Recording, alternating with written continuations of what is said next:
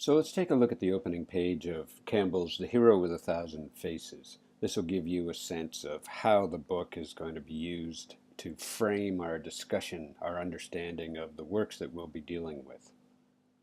So on the first page, I've just selected out the first paragraph of the first page here to take a look at to begin with. You'll see that in chapter 1 of section 1 of the book, the chapter is entitled Myth and Dream.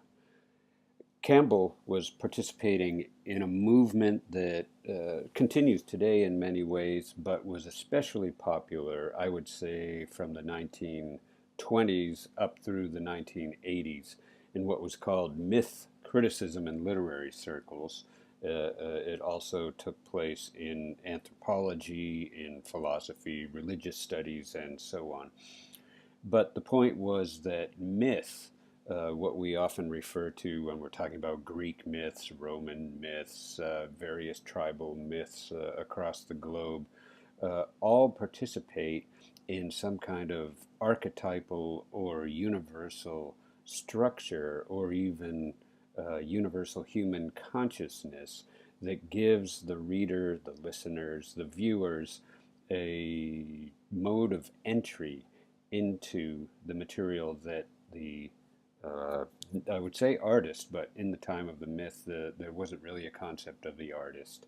There was a bard later on, but this was basically often the person recreating or repeating the myth was considered a conduit between the human world and the divine world.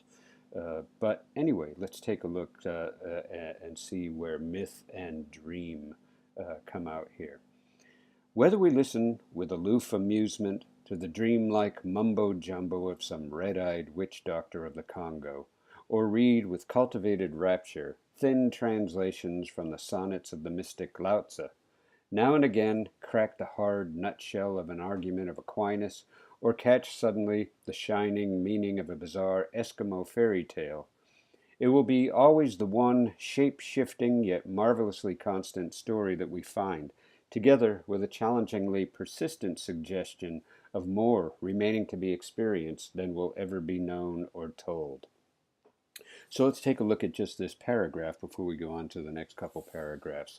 First of all, I'm hoping that you are offended by the language here when he talks about the dreamlike mumbo-jumbo of some red-eyed witch doctor of the Congo. What I want to assure you here is that Campbell himself was offended by such characterizations. And one of the things we'll find is that all participation in storytelling, in myth, in dreams, in tribal tales, in Lao Tzu, the ancient Chinese Taoist philosopher that is famous for putting together the Tao Te Ching, Aquinas, the early Christian scholar, and a bizarre Eskimo fairy tale, another tribal tale from some other part of the world.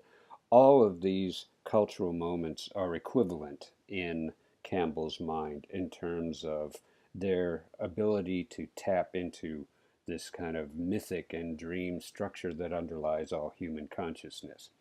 So I want to assure you that while Campbell is writing in the late 1940s in the United States and in an academic context that often was marked by various white supremacist concepts of the relationships between cultures, one of the things that especially appeals to me in Campbell's work is his insistence and ability to go beyond those kinds of Western racist narratives and to see what is actually going on in all these various stories. So here you have the tribal tales from the Congo, the Taoist philosophical text from China, the early Christian texts of Aquinas, the bizarre Eskimo fairy tale from the Arctic regions, tapping into that kind of northern shamanic culture. These are all, as he says, one shape-shifting yet marvelously constant story that we find together with a challengingly persistent suggestion of more remaining to be experienced than will ever be known or told.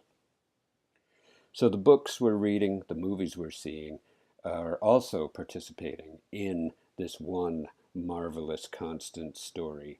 And probably the main thesis I'm working with, I haven't had reason to state it too often publicly, is that what we call popular culture is in many ways more revealing of the culture's participation in this archetypal, mythic, dream-like narrative structure that underlies all of human consciousness than what we call high culture, the novels, the poetry that you might more generally be studying in an academic context.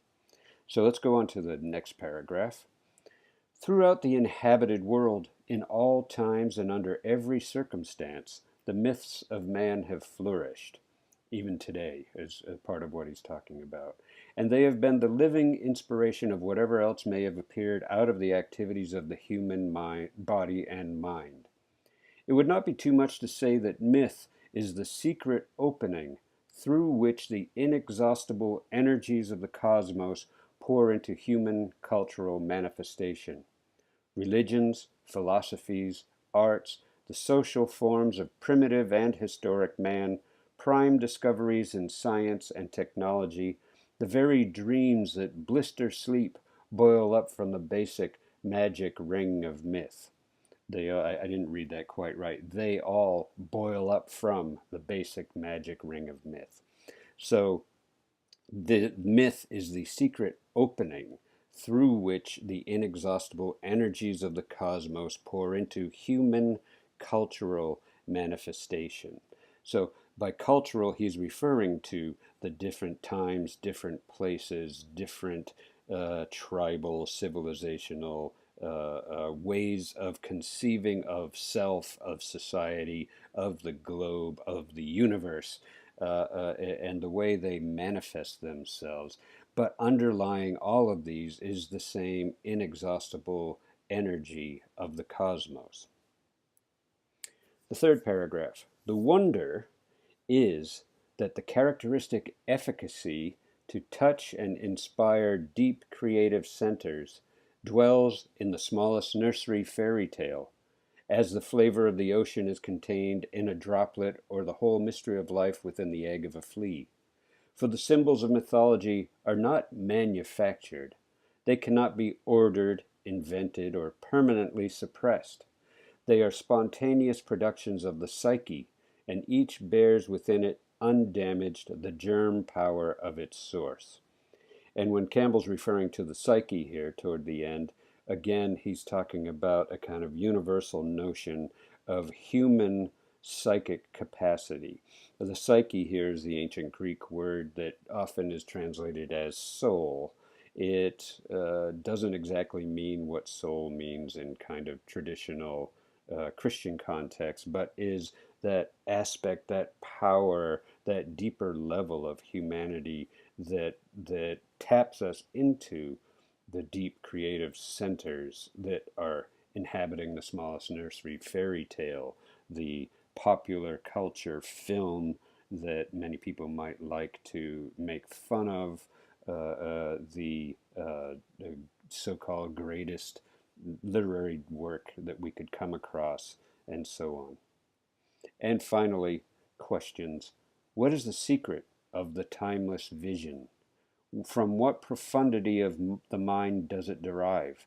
Why is mythology everywhere the same beneath its varieties of costume? And what does it teach? So these questions will be questions we're asking as we go through the course. And I'm taking very seriously the question, why is mythology everywhere the same beneath its varieties of costume? Because I think in this time, perhaps more than any others, mainly because of the power of our political structures and our military structures and so on, the importance of recognizing that there is some kind of human capacity underlying all different cultures, all varieties of costume, as Campbell puts it here, are united. And mythology is one way of tapping into that which we all share. And what does it teach? What can we learn from this?